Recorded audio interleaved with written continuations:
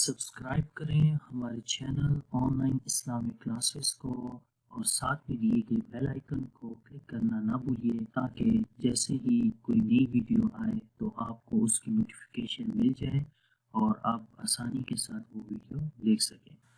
اعوذ باللہ من الشیطان الرجیم، بسم اللہ الرحمن الرحیم۔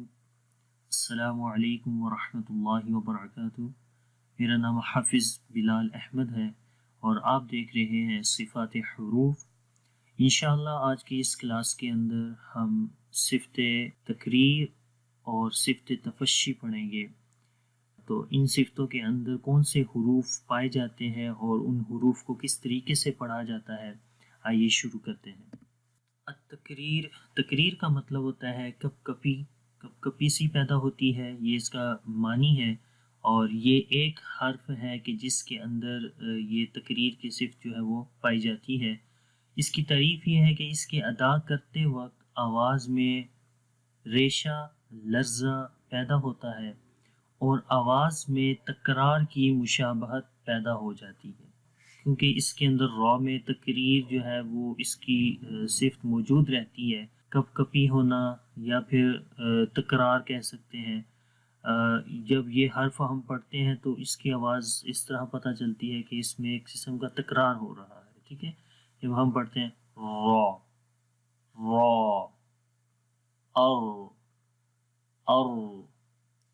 ار تو یہ ایک تھوڑی سی کپاہٹ سی محسوس ہوتی ہے، آواز ریپیٹ ہوتی ہے، تو یہ اونلی اس را کے اندر جو ہے وہ یہ صفت پائی جاتی ہے۔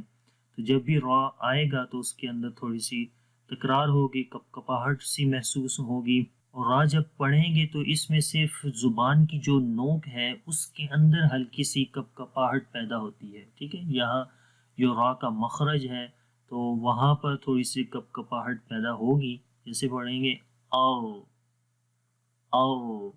آخر میں جو ہے یہ کپاہٹ سی جو ہے آواز آتی ہے۔ تو یہ بیسیکلی تکریر کا مطلب ہے، اور اگر اس کو مثال کو ایک لفظ کے اندر پڑھیں گے تو اس کو پڑھیں گے او سالا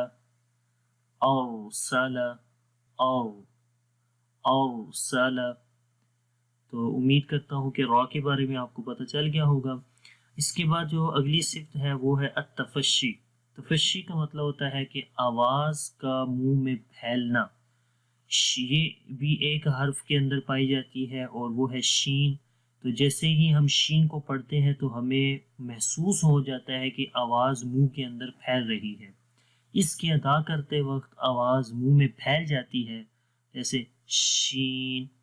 تو بالکل واضح طور پر جو ہے یہ صفت شین کے اندر ہمیں محسوس ہوتی ہے، اور شین کو جب بھی ہم پڑھیں گے یہ ہمیشہ تفشی کی صفت اس کے اندر موجود رہے گی، چاہے آپ شین کے اوپر جزم کے ساتھ اس کو پڑھیں، جیسے حمزہ شین زبر اش، یا پھر یہ مثال ہے تشکورون، تو اس وقت دیکھیں شین کی آواز تشکورون، آواز منہ کے اندر پھیل رہی ہے۔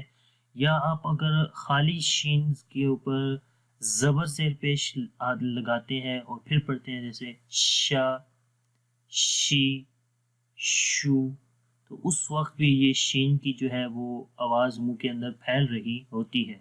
یہاں تصویر کے اندر بھی آپ دیکھیں کہ شین کا جو مخرج تھا وہ زبان کا درمیان والا حصہ اور تالو کا درمیان والا حصہ جب آپس میں ملتے ہیں، تو ملتے سے مراد کہ یہاں پر تھوڑی سی اسپیس رہتی ہے، جس کی وجہ سے سانس بھی جاری رہتا ہے اور آواز منہ کے اندر یہاں پر پھیل بھی رہی ہے۔